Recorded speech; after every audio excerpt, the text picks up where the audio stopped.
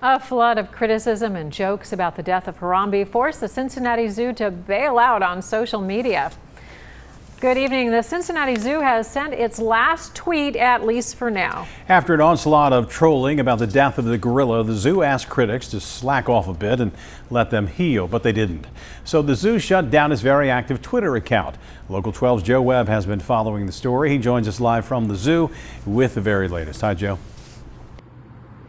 Hey, Rob, no one from the Cincinnati Zoo would do an on-camera interview with us today, but Director Thane Maynard said he just wants to let this whole social media storm about Harambe die down. The trolls were creating a distraction for the staff, so they pulled the plug on Twitter. Now, the bottom line is the zoo has thrived for generations without social media and is probably going to do fine without it now. When Harambe, the lowland gorilla, was shot after a child fell into his habitat, the whole world's media descended on the zoo for days. After news coverage died down, Harambe's story, memes, and calls for justice caught fire on social media and elsewhere, some serious, some silly. The tongue-in-cheek call to change the Bengals name prompted Jay Banks to design and sell these T-shirts. There was another guy that I sold one to yesterday that actually has his fantasy football team is the Cincinnati Harambes.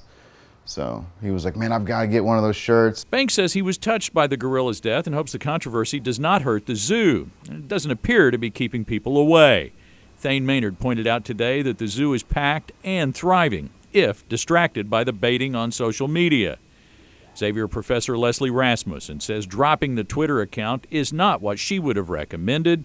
She says the trolls win if you react that way. I would advise them to, 1, leave it up, and 2, ignore it, and 3, do exactly what they did, which is to take a strongly advocating position and say, this is enough, we are trying to heal. Dr. Rasmussen says the hazards of social media trashing are nothing new, but the sheer weight of the Harambe phenomenon has the zoo in a unique spot. I feel like the zoo, unfortunately, is in a sense a guinea pig, because they're dealing with it and they're doing all the right things, yet this other new piece that we're trying to figure out within Crisis Com, it was just too much, and nobody has an answer.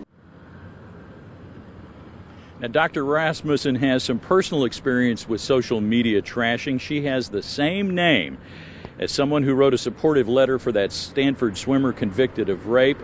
She was wrongly inundated on social media with comments about her and her family, despite the fact that she did nothing and had no connection with it.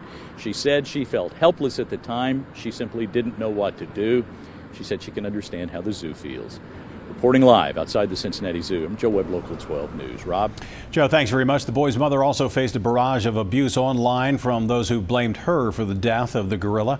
The prosecutor ruled against filing charges, saying she did nothing wrong.